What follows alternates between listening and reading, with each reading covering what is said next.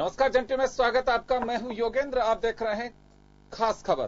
खास खबर में हम बात करेंगे राजस्थान में भी किसान कर्ज माफी की सरकार ने, लेकिन उसके बाद अब सियासत गर्मा रही है। प्रदेश ठंड की चपेट में है, लेकिन सियासी पारा चढ़ता जा रहा है। अशोक गहलोत के बयान के बाद जैसे ऑर्डर जारी हुए कि किसानों का कर्ज 2 लाख तक का माफ किया गया है, हालांकि उसमें कुछ कैटेगरीज हैं। दूसरी तरफ अगले ही दिन यानी कि गुरुवार को भाजपा के नेता और पूर्ववर्ती सरकार के 2 काबीना मंत्री राजेंद्र राठौड़ और अजय सिंह किलक दोनों मैदान में उतरे और इस पूरे जो कर्ज माफी का सिलसिला है उसे गलत साबित किया जा रहा है। कहा जा रहा है कि किसानों को धोखे में रखा जा रहा है। कांग्रेस ने संपूर्ण कर्ज माफी की घोषणा की थी, हम उसे याद दिला रहे हैं कि संपूर्ण कर्ज माफ करें। मैं मजमून दिखाता हूं आपको, उसके बाद लौटेंगे। हमारे साथ वरिष्ठ पत्रकार महेश शर्मा साहब हैं, कांग्रेस नेता राजेंद्र आर्य हमारे साथ हैं। आपका स्वागत है। भाजपा से भी जुड़े हैं। आप मजमून देखिए, फिर लौटते हैं हम साथियों के पास। कांग्रेस के राष्ट्रीय अध्यक्ष राहुल गांधी द्वारा सरकार बनते ही 10 दिन में किसानों का कर्ज माफ करने के वादे के बाद एमपी, छत्तीसगढ़ और राजस्थान में इस बात का इंतजार तेज हो गया था कि किसानों का कर्ज माफ कब होगा, और यह भी तय था कि कर्ज माफ होने या ना होने दोनों स्थितियों में इसका विरोध होना तय है। सबसे पहले एमपी और छत्तीसगढ़ में मुख्यमंत्रियों ने किसान कर्ज माफी की घोषणा की और उसके बाद राजस्थान के किसानों का भी इंतजार समाप्त हुआ, जब बुधवार रात को मुख्यमंत्री अशोक गहलोत ने साफ कर दिया कि प्रदेश के किसानों का 2 लाख तक का कर्जा माफ किया जाएगा। इसमें 18,000 करोड़ का भार सरकार पर आएगा। कॉमर्शियल का भी होगा, जो नेशनल बैंक है, कॉमर्शियल राष्ट्रीयकृत बैंक है वो भी, और जो राष्ट्र बैंक नेशनल बैंक नहीं है वो भी, और ग्रामीण बैंक उनका भी, तीनों का जो है उनका भी 2 लाख तक का कर्जा माफ होगा। जो पात्र होंगे उनका आधा बना करके, और जो डिफॉल्टर हैं वो भी 30/11/18 तक। सरकार की इस घोषणा के बाद भाजपा ने अपने 2 पूर्व कैबिनेट मंत्री राजेंद्र राठौड़ और अजय सिंह किलक को मैदान में विरोध दर्ज करने उतारा। राजेंद्र राठौड़ ने कहा, कांग्रेस सरकार की यह घोषणा अधूरी घोषणा है। साथ ही उन्होंने कहा कि इस आदेश पर वित्त विभाग के अनुमोदन नहीं है। मुख्य सचिव ने बिना अनुमोदन के आदेश जारी किया। राठौड़ ने कहा, मुख्यमंत्री ने 18,000 करोड़ की ऋण माफी की बात कही, इसका आधार क्या है? राठौड़ ने कहा, किसान पर 99,000 करोड़ से ज्यादा का ऋण है, लेकिन सरकार ने 18,000 करोड़ रुपए का ऋण माफ किया। बकाया किसानों के ऋण माफी को लेकर सरकार का विजन क्या है? पूर्व मंत्री अजय सिंह किलक ने कहा कि कांग्रेस सरकार की यह घोषणा अधूरी है। भाजपा के दोनों नेताओं ने इस मुद्दे पर आंदोलन करने की चेतावनी दी। सिर्फ वोट की फसल काटने के लिए इस प्रकार की घोषणा थी। जो घोषणा है अब इनके गले में पड़ी है और हम सरकार को मजबूर करेंगे। तो सरकार ने जन घोषणा के माध्यम से राजस्थान के जन से, राजस्थान के आवाम से जो वादे किए हैं वो वादे इस सरकार को पूरा करना पड़ेगा, वरना सदन से सड़क तक की लड़ाई हम करेंगे। 50,000 वाला वो नहीं है, लेकिन मेरा ये मानना है कि हमारे पास में जो आंकड़ा सभी का मिला है, सहकारी और दूसरी बैंकों का, तो लगभग 1 लाख करोड़ का किसानों का कर्जा आज राजस्थान में किसानों का।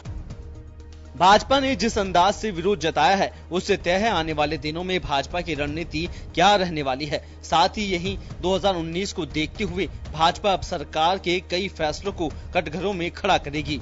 चुनाव जीतने के बाद सरकार बने हुए 3 दिन नहीं हुए हैं। अभी से जो वायदा खिलाफी की बातें हैं, हम चाहते हैं, हमारी मांग है कि किसान यूनियन ये कहती है, जिस मुद्दे पर हम शुरू से मांग कर रहे हैं कि किसानों के कर्जे माफ हो, इसमें समानता दिखाई नहीं दे रही है। क्यों कि जिन किसानों के पास में किसान कार्ड हैं उन सबको इसका लाभ नहीं मिल पा रहा है। ब्यूरो रिपोर्ट, जन टीवी न्यूज।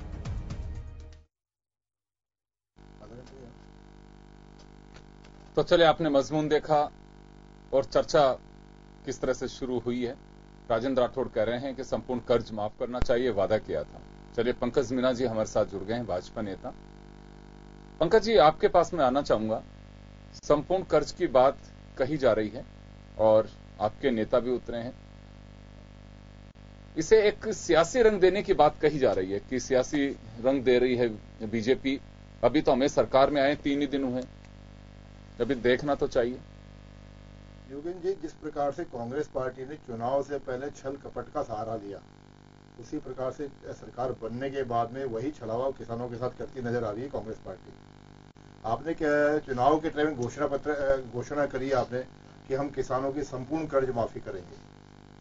हालांकि उन्होंने जो घोषणा करी उस पर जनता को बहुत ज्यादा विश्वास नहीं था, क्योंकि इन्होंने पंजाब में भी वही घोषणा की थी, कर्नाटक में भी उन्होंने वही घोषणा की थी, पर फिर भी किसान भोला भाला और मजबूर होता है, उसने विश्वास करके इनको मत दिया और लगा कि साहब संपूर्ण कर्ज माफी होगी। जिस प्रकार से कल एक आदेश निकला कर्ज माफी का, उस अगर आदेश को पढ़ा जाए तो फिर ऐसा लगा जाता है कि किसानों को छलने का प्रयास किया जा रहा है। आप कहते हैं कि साहब निर्धारित एक मापदंड तय करेंगे और किसानों का कर्ज माफ करेंगे।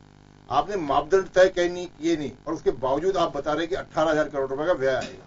जब आपने मापदंड ही तय नहीं किए, आपको ये मालूम नहीं कि कितने किसान इसकी सीमा में आने वाले हैं जिनका कर्जा माफा होने वाला है, फिर आपका ये 18,000 करोड़ का फिगर आप कहां से ले आए। दूसरी चीज, अभी आपने कहीं क्लियर नहीं किया है लघु सीमांत किसानों का होगा क्या बड़े किसानों को भी होगा क्या, जिनके पास 100 बीघा जमीन उनका भी होगा क्या। और मैं यहाँ एक जिनाई प्रश्न यहाँ उसे और खड़ा करना चाहूंगा, जो बड़े किसान है जिनके पास 100 बीघा जमीन है, क्या उनका भी कर्ज माफी करना आवश्यक था क्या केवल और वोटों की राजनीति करने का तरीका नहीं था क्या।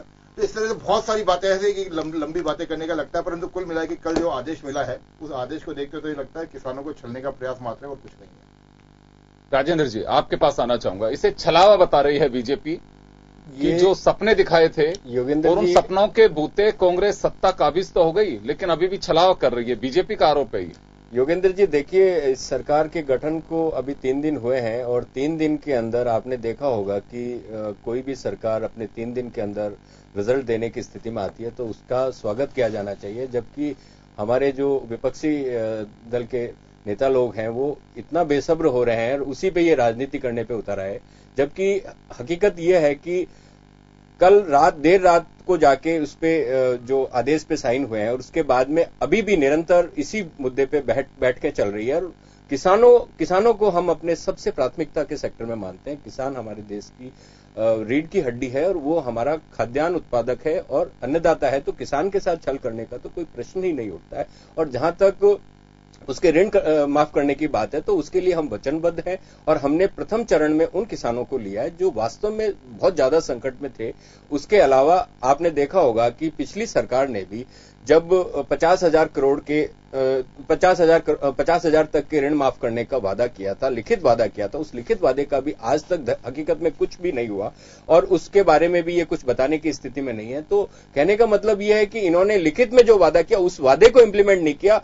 हम 3 दिन में क्या कर रहे हैं इसके लिए ये सवाल उठा रहे हैं, लेकिन 25 दिनों में इन्होंने क्या किया उसके लिए इनकी कोई जवाबदारी नहीं है।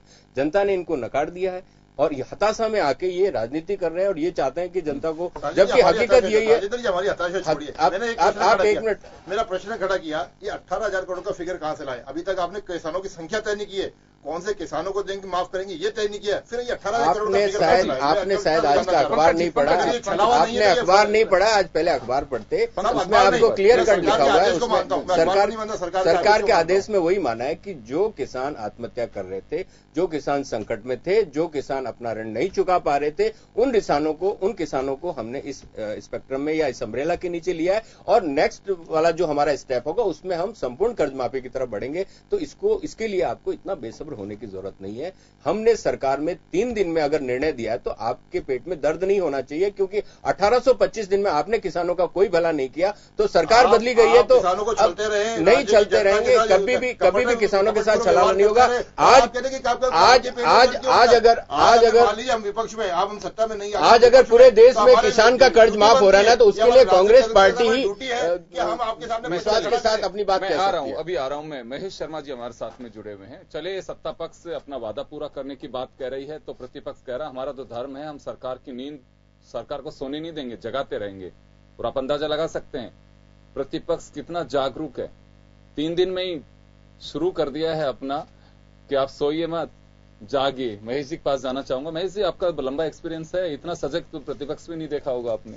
बिल्कुल है, क्योंकि और सरकार का एक्शन भी नहीं देखा होगा कि 3 दिन में कोई बड़ा डिसीजन कर दे। हाँ, ट्रांसफर ऑर्डर को छोड़ के। हाँ, बिल्कुल ये भी है। और दूसरा जैसा कि कांग्रेस जो कह रही है कि हमने वादा आते ही तुरंत 2 दिन में ही निभा दिया है, उसी तरह से भाजपा ने जो आज अपनी रणनीति तय की है कि संपूर्ण कर्ज माफी की बात करूं। कर्ज माफी, संपूर्ण कर्ज माफी, ये शाब्दिक जो इनके द्वंद्व है वो चल रहा है, क्योंकि मुख्य लक्ष्य ये है कि अब 2019 का चुनाव आ रहा है, तो ये लक्ष्य को ध्यान में रखते हुए अब ये दावे प्रति दावे तो एक दूसरे पे हमला चलता रहेगा। लेकिन सवाल ये है कि आप कर्ज की मतलब जो कर रहे हैं, जो कर्ज माफ कर रहे हैं, बहुत अच्छा है, लेकिन स्वामीनाथन आयोग की सिफारिशों को लेकर के जो बातें हो रही थी अब तक, चाहे कांग्रेस कर रही थी चाहे भाजपा कर रही थी, वो 90% का दावा कर रही थी, बीजेपी और कांग्रेस बराबर हमलावर ये थी कि स्वामीनाथन आयोग की रिपोर्ट क्यों नहीं लागू की जा रही। जबकि हकीकत ये रही है कि उसमें मुख्य बात ये कही है कि किसान को आत्मनिर्भर बनाना है, कर्ज माफी कोई रेमेडी नहीं है। तात्कालिक लाभ तो हो सकता है उसको सहायता के लिए, सहायता बतौर के लिए, लेकिन ये सही रूप से नहीं होना चाहिए। अब जब भी अगर यूपीए के सेकंड कार्ड में देखें तो 60,000 करोड़ रुपए का इन्होंने किसानों को ऋण माफ किए। अब अकेले राजस्थान की अगर तुलना करें तो ये 99,000 आप जो आंकड़ा जो है वो बताया जा रहा है, 99,000 करोड़ का, लगभग 1 लाख करोड़। हाँ, मान सकते हैं। इन चीजों को देखते हुए हमारे पास संसाधन कितने, हमारे पास मतलब जो वित्तीय संसाधन कितने, और इसमें यह भी है कि जब जो भाजपा सरकार ने 50,000 के ऋण जो माफ किए थे, सहकारी ऋण माफ किए थे, उनका क्या, उसको भी क्या इसमें शामिल किया जाएगा जो ये ऋण माफी में, उनको भी इंक्लूड करके चल रहे हैं या नहीं? क्योंकि 8,000 करोड़ का ये बता रहे थे कि उस समय हम ऋण बांटेंगे, लेकिन 6,000 करोड़ का ये दावा करके गए हैं भाजपा कि हमने बांट दिया। नहीं, सिर्फ 2,000 के भी आंकड़े नहीं है, उसके अलावा 2,000 करोड़ का था। मैं सिर्फ आंकड़ों की बात कर रहा हूँ, इनके जहां तक है ना आंकड़ों की बात, तो ये 2,000 का माफ कर चुके। अब आता है कि किसान भी, इसमें कोई दो राय नहीं कि हमारी 65 से 70% जो आबादी है किसानों की, और हमारी अर्थव्यवस्था में बहुत बड़ा हिस्सा मतलब क्या होता है कृषि पर आधारित है, और उसकी जीडीपी में भी उसमें इंक्लूडिंग। किसान को मजबूत कैसे करें? आज स्थिति ये हो रही है कि मैं बता रहा हूं, मतलब विसंगति, आप इधर कर्ज माफी कर रहे हैं, वहां लंबी लंबी यूरिया के लिए कतारें लग रही है। हमें इन चीजें की और इस समाधान की सोचना चाहिए, क्या कर्ज माफी की माफ। दूसरा, समय पे खाद बीज नहीं मिलता। दूसरा, एक जो है आपका उसके मूंग और क्या कहते हैं मूंगफली की खरीद कितनी हुई सरकारी, ये आते देखिए ये तो अच्छा कदम था कि बाजरा की एमएसपी बढ़ाई, बहुत अच्छी बात है, क्योंकि बढ़ाई, लेकिन वो खरीद कहाँ हो रही है? बस एग्जैक्टली ये बात सबसे बड़ी बात आ रही है। बाजरा की हमारे यहाँ फसल तो खूब होती है, उत्पादन भी काफी होता है, क्योंकि एक फसली जहाँ होती है पश्चिमी राजस्थान में, तो बाजरा और ये जो दलहन है यही होता है। आते ही पहले सबसे रोचक बात यह है कि उस किसान को कोई फायदा नहीं है। एक आप अगर टोटल बाजरा की क्रॉप का आप जो प्रोडक्शन है उसकी खरीद देखें तो 11.7% खरीद हो पा रही है बस मात्र। तो ये आप सोचिए कि क्या स्थिति होगी किसान की। अब तो कर्ज माफ छोड़िए, दोनों दलों के लोग बैठे हुए हैं, वर्कर हैं, क्योंकि कार्यकर्ताओं से चीजें ऊपर तक जाती हैं और सरकार बनाने में भी आप ही लोगों की भूमिका होती है। आप ये कोशिश करिए, सरकार को ऐसा प्लान बनाए। किसान, मुझे नहीं लगता कि कोई किसान ये डिमांड करता है कि हमारी कर्ज माफी करिए। अन्नदाता है, वो देता है, कभी हाथ नहीं फैलाता है, याचक नहीं है, उसको याचक बनाया जा रहा है राजनीतिक दलों की तरफ से। उसकी फसल जो आ रही है उसको खरीदारी हो। लहसुन है, हाड़ौती के किसान बेचारे लिए घूमते रहे। आज यूरिया को लेकर के कितनी बात कही जाए कि हमने नीम कोटेड यूरिया की व्यवस्था कर दी, अरे सब नहीं की। आए दिन लाठीचार्ज हो रहा है किसान के ऊपर। और यूरिया ऐसी चीज है नहीं कि अपना स्टॉक जमा कर लेगा वो ले जाके, क्योंकि पर्टिकुलर टाइम पीरियड में आपको उसको काम भी लेना है। तो यहां कर्ज माफी इश्यू नहीं है, किसान को स्वावलंबी बनाना एक बड़ा इश्यू है। पंकज जी, आपके पास आना चाहूंगा। कर्ज माफी पे सियासत एक अलग रंग हो सकती है, लेकिन वास्तव में आप खुद भी एक किसान हैं, उसी उद्योग से जुड़े हुए हैं, चाहे डेयरी का हो चाहे पशुपालन, ये सब किसान का ही पार्ट होता है। ये वास्तव में किसान को आवश्यकता है कि आज वो जो कर्ज है उसका माफ किया जाए या उसको स्वावलंबी बनाया जाए। उसकी फसल है, उसको खरीदने की कोई व्यवस्था हो। आज अगर हम इतने साल बाद अगर ये व्यवस्था ही नहीं कर पा रहे हैं तो मुझे लगता है कि कहीं न कहीं हमारे सिस्टम का फेलियर है। बिल्कुल योगेश जी, देखिए इस बात को अगर हम गहराई से समझना चाहें तो मैं एक बार आपको याद दिलाना चाहूंगा मोदी जी की बात की कि 2022 तक किसानों की आमदनी दुगनी करेंगे। कहीं ना कहीं इस मोदी जी के इस विजन को विपक्षी दलों ने राजनीतिक मुद्दा बनाने की कोशिश की और इसमें नुक्ताचीनी करने की कोशिश की। जहां तक मैं समझा 2022 तक किसान की आमदनी दुगनी करने का, तो उसमें संपूर्ण विषय थे उसके अंदर। उसका इनपुट कॉस्ट कम होनी चाहिए, उसका मार्केटिंग सिस्टम सही होना चाहिए, किसान के जो अलाइड बिजनेस है, डेयरी पोल्ट्री फार्म, ये डेवलप होने चाहिए। ये सारी चीजें। सर छोटा सा सवाल है, देखिए एक एवरेज इनकम एक किसान की आज के दिन में 6,500 रुपए मासिक है। आपको लगता है कि किसी परिवार का जिसमें एक पत्नी, एक पति और 2 बच्चे, हम एवरेज परिवार को इसी तरह से मान करके चलते हैं, कि किसी का गुजारा संभव है? मुझे बताइए 6500 रुपए में, जिसे आप 13,000 रुपए 2022 में कर देंगे, संभव है ये कि उस वक्त तक कॉस्ट क्या जाएगी? आज आप ये बताइए कि आप 40 साल पहले कोई भी चीज, आप अगर बस भी हैं, हम अंडरवेयर बनियान पहनते हैं, ये भी है, उस वक्त कितने का आता था? और अगर मूंगफली है या फिर जो है, गेहूं है, बाजरा है, कोई भी चीज खरीदते तो उस वक्त क्या आता था? क्या वास्तव में उन जो क्रॉप है उसकी रेट्स में उस तरह से इजाफा हो पा रहा है जितना हमें कोई भी मार्केट में कोई भी चीज है जिसका इजाफा हो पा रहा है? तो किसान के साथ में ये बड़ा अन्याय है ये। फिर भी किसान का ये कहना है कि एक रेट तय करे। आज गोभी किसी ने लगाई है और गोभी खूब आ रही है। जब बसंत पंचमी का सावा होता है तो गोभी 20 रुपए किलो भी बिक जाती है, और नहीं होती तो बेचारे के 2 रुपए। तो ऐसे कोई व्यवस्था हो कि अगर आज ज्यादा आ रही है तो 10 दिन बाद भी वो बिक सकती है। जरूरत इस बात की, जो मुझे लगता है किसानों से जो हमारी बातचीत हुई है, कि ऋण माफ करना कोई सोल्यूशन नहीं है सर, क्योंकि अगर डिफॉल्टर जो है आप उसका ब्याज चुकाएंगे, उसका मूलधन नहीं चुकाएंगे, ये डिफॉल्टर की डेफिनेशन है। तो वो तो 1 लाख रुपए अगर किसी का है तो 1 लाख रुपए आज भी मुंह बहे खड़ा रहेगा। फिर आप तैयारी करिए। फिर सुनिए सबसे रोचक बात, बहुत सारे लोगों में एक हैबिट का पार्ट हो जाएगा कि मत चुकाइए, सरकार के चुनाव आएंगे जब अपने आप कर देंगे व्यवस्था। बैंकों पे बड़ा असर पड़ेगा इसका। हम अभी तो एक पक्ष देख रहे हैं, ये स्वामीनाथन की रिपोर्ट में भी है, ये किसान को स्वावलंबी बनाइए, कर्ज माफी को सॉल्यूशन नहीं है जो लगता है, और आप लोगों को भी लगता होगा, लेकिन आप लोगों के एक लिमिटेशन है इस मुद्दे पर ज्यादा बोलने के लिए। पर हमें ऐसा लगता है कि किसान को स्वावलंबी बनाने की आवश्यकता है बजाय उसके कर्ज माफी की। पंकज जी, मैं उसी मुद्दे पे जानना चाहता हूं आपसे।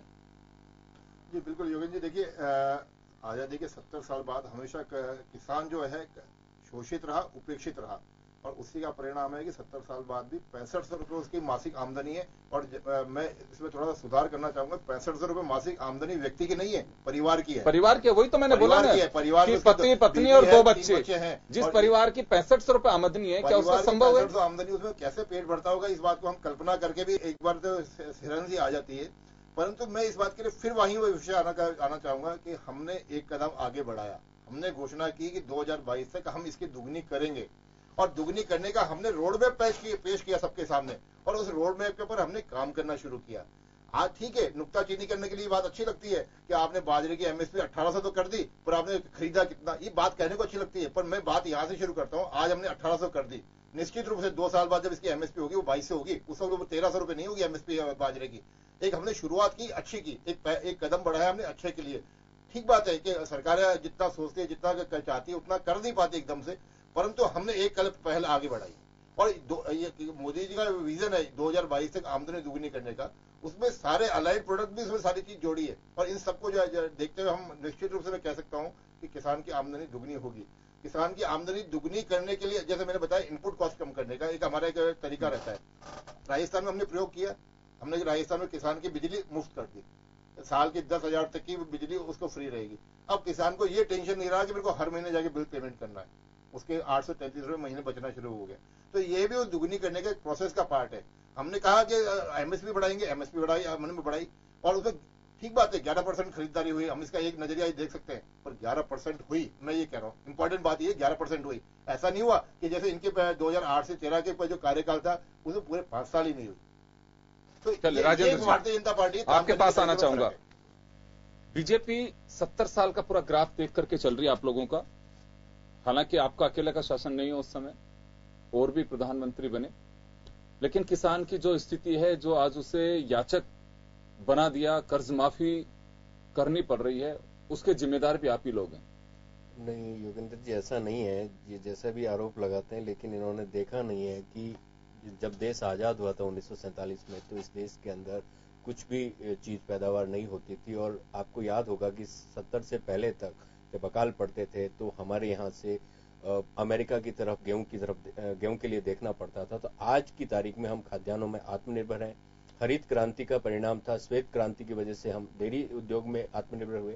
तो इनका ये कहना कि 70 सालों में कुछ नहीं हुआ, तो किसान की आज गांव में जो खुशहाली आप देख रहे हैं और जितना भी विकास हुए हैं तो वो उन पिछले सालों में ही हुआ है। तो ये निश्चित बात है कि हम अपने किसान को इसकी जो बाजार की जो बिचौलिए वाली व्यवस्था है उससे हम मुक्त नहीं कर पाए, क्योंकि वहां पे उसका शोषण होता है। जब उसकी पैदावार बढ़ जाती है तो भाव गिर जाते हैं। तो हमें क्या है कि खाद्य प्रसंस्करण और जो ये भंडारण है या कोल्ड स्टोरेज के जो जितने भी इसके अलाइड उद्योग हैं उनको हमें बढ़ावा देना पड़ेगा, उसको आत्मनिर्भर बनाना पड़ेगा, ताकि उसका जो उत्पाद है उस उत्पाद को हम सुरक्षित कर पाए, संरक्षित कर पाए या उसको प्रसंस्कृत करके उसका दूसरी चीज बनाए। जैसे टमाटर है तो टमाटर बहुत देर तक स्टोर नहीं कर सकते, तो उसके अंदर जो आपके केचप के हैं या जो भी इंडस्ट्रीज लगते हैं, जो आपके चटनी के उद्योग हैं, जैसे भी हैं, मतलब प्यूरी के हैं, विदेशों में हम देखते हैं कि हर एक चीज हमारे को पैक्ड मिलती है। तो हम ये जो आपका पैकेजिंग का जो उद्योग है जिसमें हम किसी भी खाद्यान्न को या अनाज को की मॉइस्चर से बचाना है, उसको इस तरीके से वैक्यूम पैकिंग करनी है, तो इस तरीके के जो उद्योग हुए तो और पिछली सरकारों ने ये प्रयास भी किए थे कि भाई जो हमारे जो वेयर हाउस किसने इस काम के लिए नहीं हो रहा है सर, हो रहा है। देखो हो रहा है पिछली जो यूपीए की जो सरकारें थी उसके अंदर आपने देखा होगा कि कृषि क्षेत्र के अंदर साइड में जो आपके वेयर हाउसिंग के लिए बहुत सारी स्कीम्स लॉन्च। सर ये भी मल्टीनेशनल कंपनियों का मल्टीनेशनल या फिर बाबा रामदेव आ गए। मैं फिर बता रहा हूं आपको कि मैं आपको एक छोटा सा आंकड़ा देना चाहता हूं।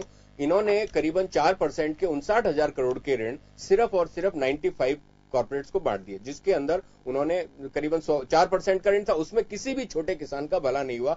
तो कहने की बात यह कि ऋण थे किसान के नाम के 59,000 करोड़ के ऋण इन्होंने कॉर्पोरेट से बांट दिए। वो कॉर्पोरेट्स कौन होगा? रिलायंस होगा या अडानी होगा या बाबा रामदेव होंगे, इस तरह के होंगे। तो हमारा जो सोचने का तरीका है या नजरिया है वो हम कहते हैं कि हम सीमांत और जो लघु किसान है, जो छोटा किसान है, उसके पास में जोत की कमी है, उसके पास में संसाधन की कमी है, तो उसको देना है। दूसरी बात हमने ये कही कि जो किसान के कृषि के अंदर जो यंत्र उपयोग में आते हैं उनको हम जीएसटी से मुक्त करेंगे। और डीजल के ऊपर भी जो सब्सिडी इन्होंने डीजल को डीरेगुलेट किया, सर एक मिनट, डीजल को डीरेगुलेट किया। हम चाहते हैं कि डीजल को डीरेगुलेट मत करो, डीजल का नियंत्रण सरकार के पास रहे और सब्सिडी उसको किसान को मिलती रहे।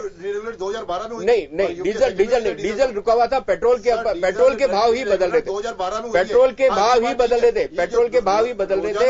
आपने सरकार आते ही सबसे पहले डीजल का सारा ठेका रिलायंस को दे दिया। रिलायंस का इनप्योर क्वालिटी का जो डीजल था उसको आपने सारे के सारे उसके पेट्रोल पंप खुलवा दिए। जो हमारे आईओसीएल के जो पंप्स थे या एचपीसीएल के पंप्स थे या बीपीसीएल के पंप्स थे, उन पंपों के ऊपर हमारे साथ हो गया। समय कम है, महेश जी हमारे साथ। महेश जी, मैं एक बात जानना चाहूंगा कि किसान को एक बड़ा मुद्दा बनाया गया, कई सालों से देख रहा हूं मैं, दशकों से कह सकते हैं, कोई नई बात नहीं है।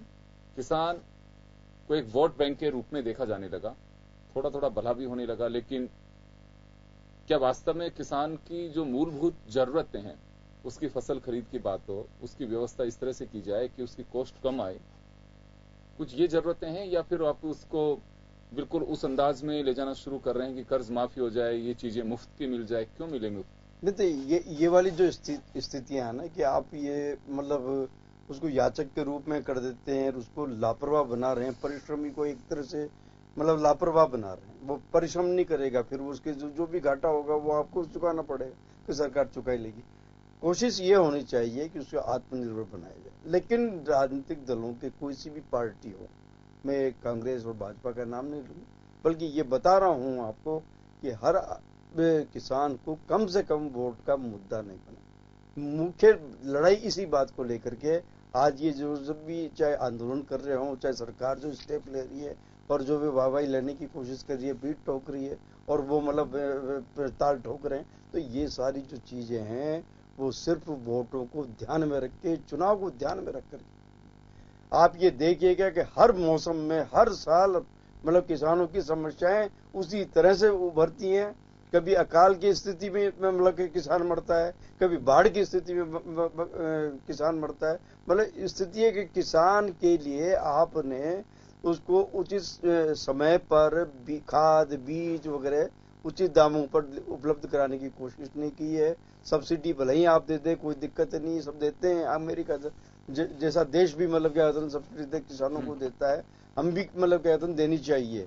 किसानों के सहायता के लिए कृषि को मतलब अर्थव्यवस्था का जो हिस्सा है उसको मदद देने के लिए करनी चाहिए, लेकिन उनको इतने कमजोर नहीं कर दें कि आप मतलब क्या कहते हैं ना कि सरकारी खजाने पे भी दबाव पड़े और किसान भी कमजोर बन जाए।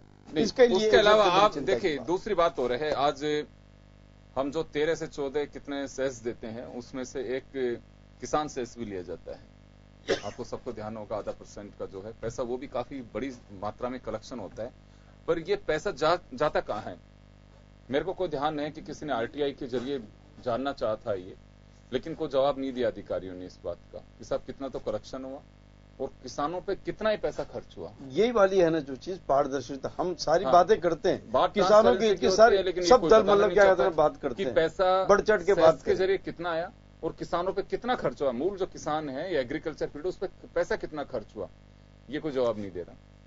तो खैर चलिए, समय का अभाव है मेरे पास में इस वक्त और समय हो चुका है, लेकिन लबोलुआब यह है कि किसान को आत्मनिर्भर और स्वाभिमानी बनाने की आवश्यकता है बजाय उसे याचक के। और कर्ज माफी कोई सॉल्यूशन नहीं है कि वो उससे उसका उत्थान हो जाएगा, ये हम एक धोखे में रख रहे हैं। और पॉलिटिकल नजरिए से किस तरह से धोखा है नहीं है ये तो अलग बात है, लेकिन किसान की आवश्यकता है कि उसे स्वावलंबी बनाया जाए, आत्मनिर्भर बनाया जाए। सरकारों को जरूरत होनी चाहिए कि उस दिशा में काम करें। खैर चलिए, लेकिन फिलहाल तो हम यही कह सकते हैं कि राजस्थान में कर्ज माफी और ठंड के बावजूद भी सियासी पारा चढ़ रहा है। अब देखना होगा कि रंग क्या चढ़ता है इस पे, ये देखने वाली बात होगी। बहुत बहुत शुक्रिया आप सभी का। खास खबर में बस आज इतना ही, दीजिए इजाजत, नमस्कार।